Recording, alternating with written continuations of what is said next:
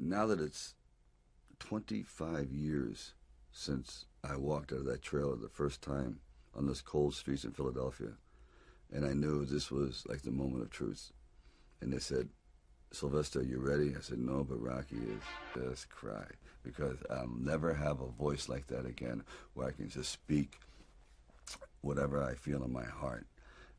That's the one thing I'll always cherish about that character, because if I say it, you won't believe it. But when Rocky said it, it was the truth. I used to sit in this little apartment, and it was a room. As a matter of fact, the room was so small, I remember I was able to open up the window and close the door while sitting on the bed at the same time. It was like 8 feet by 8 feet by 9 feet. But the one thing about that room, there was really very little distraction. So I would sit there propped up in bed, and I'd go out with my big pen and legal pad and just start writing these stories. And most of them were very, very trivial. But there was something about the process of unrealized dreams. I was always brought back to this subject because I think it's one of the most enduring subjects and one of the most difficult passages for people to accept, that they never were a character that just is totally misrepresented by the way he looks physically. Just the way he walks down the street was enough to say people, oh, dismiss him. He's kind of looks like a bully or looks like a dark kind of character. I thought, that's an interesting character because they're always unrealized.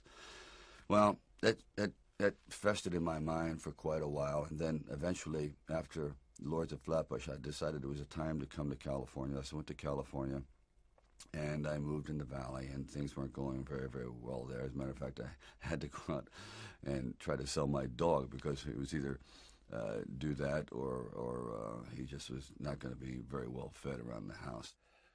And then one night, I went to see Muhammad Ali fight Chuck Wepner. We want to be free! We got to be free!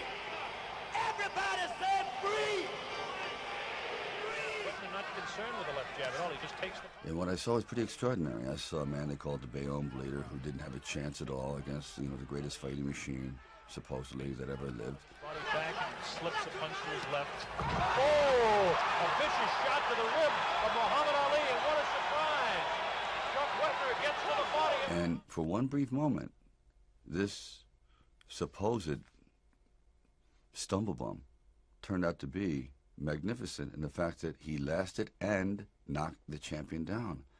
I said, boy, if this isn't a metaphor for life. His entire life crystallized at that moment. He will be remembered for all eternity, at least among the fight fans. He did something extraordinary. I said, now that is probably what I need as a catalyst for an idea. A man who's going to stand up to life and take one shot and maybe go the distance. So I started to write.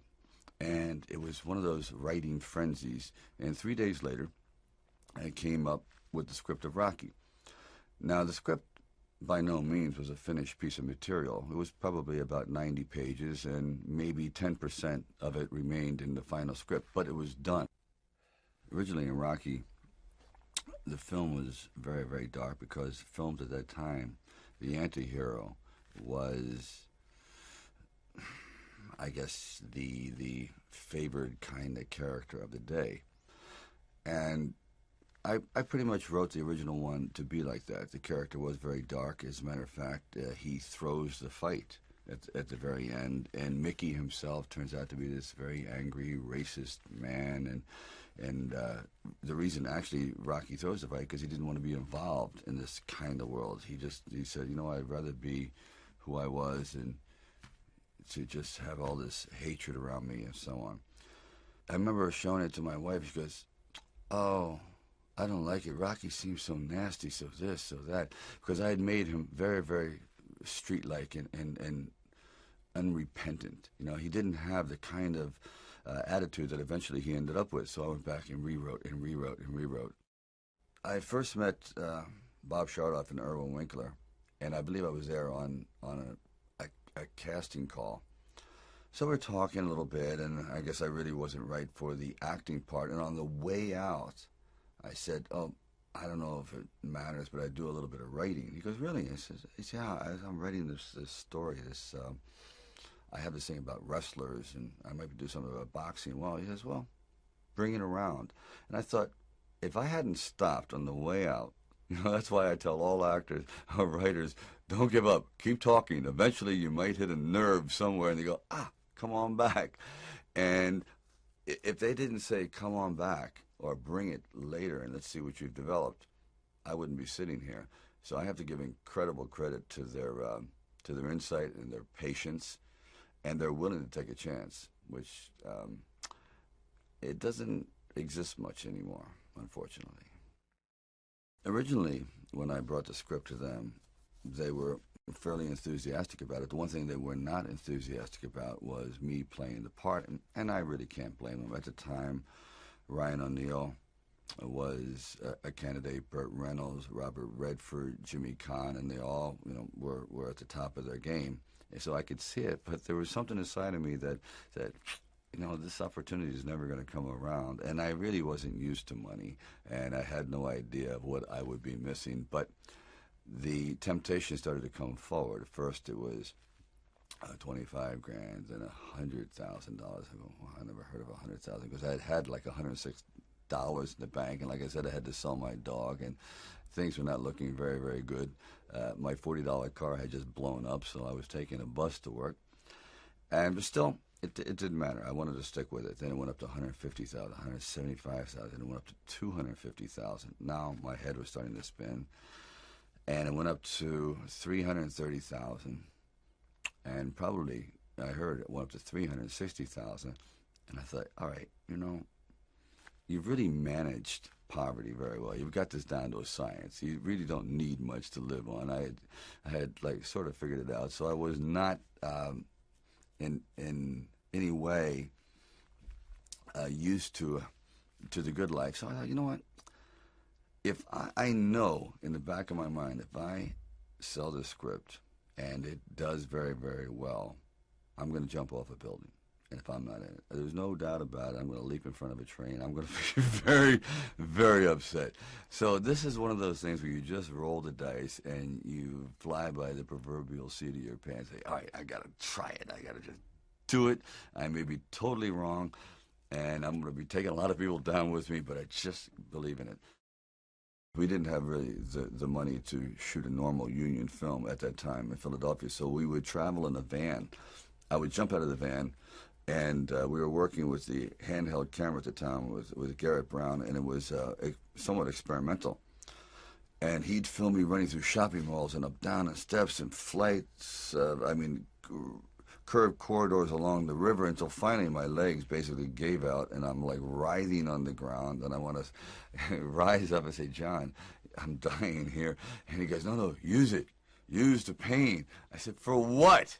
I mean, I'm in misery. He goes, well, no, it's giving your character, it's giving him some depth. I said, it's giving me bruises. It's giving me, like, agony. I can't sleep at night. But, John would use, one thing about John, he would use the environment. If he saw, like the scene where I was just some strange alien invader in a well-worn, tattered, baggy, incredibly ugly sweatsuit running through their neighborhood, and they're like throwing things at me. And we kind of like made it work, but actually it was like I thought they were trying to hit me with the orange. There was a kind of a lot of injuries on the set. I remember I was doing running up and down the steps. Originally, I was supposed to run up and down the steps with butt kiss to show how strong Rocky had become. The first time he could barely get up the steps, and then I started picking up the dog, and halfway up the steps, I said, this is a bad idea. The dog weighed about 135 pounds. I said, and there's no way I could run gracefully up the steps, more or less. I couldn't even stagger up the steps, so the dog was definitely cut out. But in the meantime, I had gotten a wicked case of shin splints, which is an old injury I had gotten from playing high school football. And then when I was hitting, all my knuckles were flattened out. They just became, I guess, kind of like, well, I don't know what they're good for anymore. I guess, kind of like a table leg now. They're pretty flat. They're pretty even. They really don't function as a hand much anymore. But these are all somewhat of the memories of, and the broken finger that I was using with Adrian. I said, okay, I'll just like take all the injuries in the movie and somehow work it in. Also in the movie, there was we couldn't afford many people, so I tried to get as much help from friends, from my brother who plays a street corner singer, and my father who's a bell ringer. As I said, my dog is in it. Even my wife, my first wife, was the set photographer, but I think she shot a total of maybe 100 pictures because the budget was really, really tight. And actually, it was probably the best set photographer I've had in a long time because all those pictures are great. Talia Shire was also a last-minute choice because we just couldn't find the right person. And then she came in, and it was, I think, the same night as Carl Weathers. I think it was. And she came in, and we just read, and I felt the earth move. I really felt a tremendous vitality and kinship. I mean, I loved her. I really, really loved her. I just loved the way she looked and the way her hair fell and this timid, fragile creature. I said, it was just incredible, and the perfect voice. So when we were going to do Rocky meets her, and he just talks to her, and he sees a beauty in her that no one else sees because everyone has something to do. Rocky really has nothing to do. So he moves at a much slower pace, and he observes, and he sees things that other people don't see. So he's trying to bring her out because I guess he feels that she's probably the only one who's worse off than he is. So he's feeling kind of like a little protective towards her. And the sequence where we're supposed to go ice skating, originally that was written for 300 extras, and it was a big deal. Well, I show up on the set. They said, we have a slight change in plans. We have one extra. I said, interesting. And I said, well, I have an interesting thing to tell you, too. I don't ice skate. I don't know why I wrote it, but I thought it'd be interesting that I wasn't born with much of a brain. He goes, my mother, she says sort of the same thing. She says, you weren't born with much of a body, so you better start developing your brain. It's like, oh, these two people are two halves that absolutely need to fit together. You know, they are really on the same page. Then he walks her home,